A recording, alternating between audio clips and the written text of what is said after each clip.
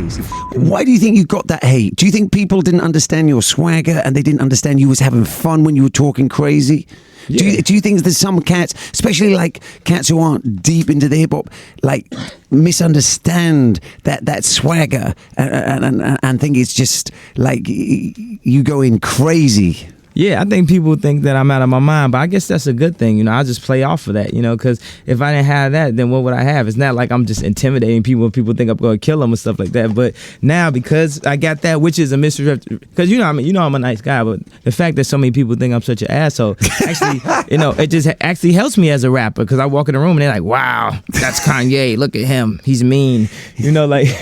Yeah, man, but like you say people was mad at you, man, but I see there's nothing but love for you, man. You know, cats really feel it. You know, they just you're a cool dude, man. Yeah. It's like, yo, you want that in your life. Yeah. You definitely do. I think the reason why I call this album Graduation is I feel like I can finally beat the press, beat any negative press, because, you know, press tries to get in between you and the fans. They try to make up all these different things about you and you know, rub your name through it. Like, okay, like when I did the Big Brother track, as you can see, it's a dedication, but somebody went to the listening session and took a couple of the controversial lines and turned it like it was a diss or something, when it's actually a song paying homage to Jay. You know, it's just, and like, it just shows you how people do, but I feel like I'm at a point where it's nothing I can do to destroy the music now. At the end of the day, like Bono told me, like, you know, after the European Awards, he was like, yo, there's times where people actually hated me. I said, people hated you, Bono? He was like, yeah, man, I would like spaz out, blah, blah, blah. But he's like, yo, you come back with that record, it don't matter. Exactly. I was like, yeah, and that's what really inspired me. That don't kill me can only make me stronger. When I saw in the States, when you know, Stronger jumped 41 spots on the chart, like jumped 41 from like 47 to number 6. Like I seriously, you know, this is some, you know, this is not representative of any rappers, you know, because it's something a rapper wouldn't want to say. But when I saw that, I really wanted to cry. Like I really got emotional. And, you know, I just said a prayer right then, just thanking God for, you know, giving me the opportunity to make important music again. And that showed that song was important to people. And it outdid what the label said it would do. Out here, of course, they were like, oh, yeah, that's going to work. But in America, they say, you're not going to connect with black people, and black people don't like dance music. Blah, blah. And I'm like, yo, but why don't you let black people listen to it and see if they like it or not? Because Daft Punk does have a lot of good songs that black people would like. We just haven't been exposed to. Exactly. Yeah. Don't you find that in a lot of ways there's just obstacles in your relationship with your fans? Like you say about the press, the record company. Like you just want to get, you know, you just want to connect with your people. Yeah, that's the way it always was with radio, with anything. Like a radio, you know, in America, not wanting to play Can't Tell Me Nothing, and then Can't Tell Me Nothing came back and had 34% jump on ringtones. Yeah. Like ringtones are people. That's right. That's the direct relationship. That's people saying, you know what? Wait till I get my money right. This is my theme song. Fuck the program directors, you know, that say, oh, they say, okay, well, A Baby needs to be your theme song. I like that song. There's no offense to that song, but they'll play that and not play my record. And I'm saying, well, I think you all should take responsibility to know, yeah, okay, these records are obviously going to have more call-out research, and it's hard to beat that, but you have to have this to balance to make the radio worth turning on. You know, it can't just be one-sided. Yeah, exactly. And that call-out research, dog, what is that about? Yeah, see, the fans, they don't know about call-out research, but what it is basically mostly women and children call out. So it's like women and children are controlling, you know, the, you know, what you listen to on the radio, because guys don't sit up there for the most part and just call out and say, yo, why don't you play that new Mobb Deep, you know? Yeah. So you're not going to never hear that new Mobb Deep on the radio. And that research makes no sense, man. Yeah. And there seems to be, like, they seem to want to generate hate as well, man. I mean, talking about 50, there's so much negativity, like, on that research on 50, which isn't reflecting the love that, you know, people have for hip-hop and the love that people have for the, you know, the artists. Yeah, because they say all that, but then In the Club is the number one record in the club. I mean, not In the Club, but I Get Money is the number one record in the club. Like, when that comes on, crazy. That shuts it down. But it's a lot of the club audience is different from that radio audience. People who, the club audience is kind of like, you know, I work my job, I get off at 5, blah, blah, blah. I might go to the club on Thursday, da, da, da. They don't have time to call into the radio and say, you know, by the way, I Got Money and this is my song, you know, so. Yeah, man. Your mum, she wrote a book. Yeah. Raising hell? Nah, raising heaven. Oh, raising heaven. All right. I mean, how do you feel about your mom cashing in on your success? I mean, I think it's only right. You know, it's did she put it out there?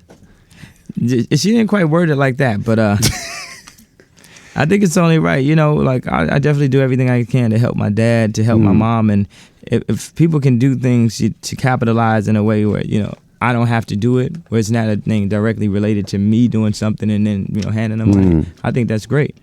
Yeah, and that's a beautiful relationship as well, man. Yeah. I mean, the fact that she found your porn magazine, your porn video. What about that? Has that affected you growing up? Nah, I don't think so. I'm still mad at my mum for when she find my porn.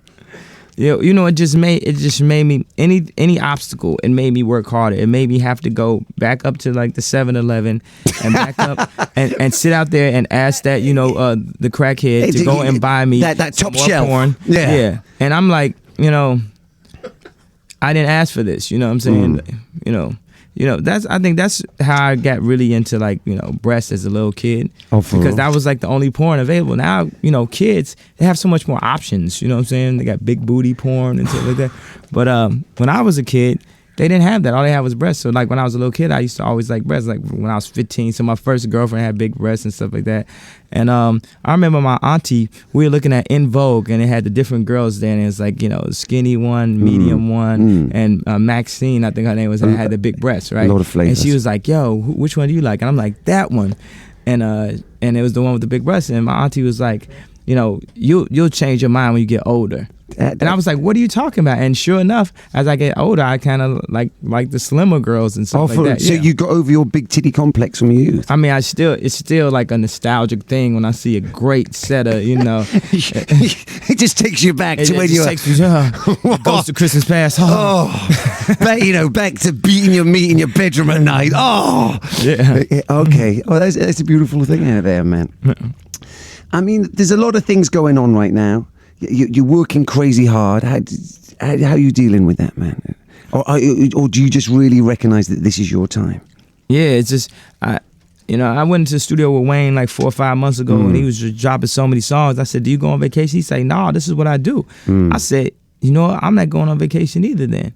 This is what you do, but I'm not going on vacation in a different way. Instead of dropping a bunch of mixtapes, I'm gonna do stuff like spend 3 months on a Stronger video and debut it in Germany and hop on a plane and then come over here and then do this interview and then do this show and then do the Princess Di and run across the stage and let people know why I deserve to do these stadiums one day. When I was on tour with Bono, he was like, nobody from your community really figured this out, and that's like doing these big, huge stadium concerts, 10, 20 years after that record came out. And I see that now, like a lot of these records I'm doing are resonating with people in a different way. Like when I do Through the Wire, it gets the same response as like a Gold Digger or Stronger. Exactly, but when it first came out, it wasn't hitting like that, was it? Nah, it wasn't, but the ones that take a little bit of time sometimes are the most special. So the aim is like that state to take hip hop to that stadium show. Yeah, definitely. To take it to the stadium, but still make music that you can play in your car, that you can play in the barbershop, that you can play on your laptop at real low at work while your boss is not around.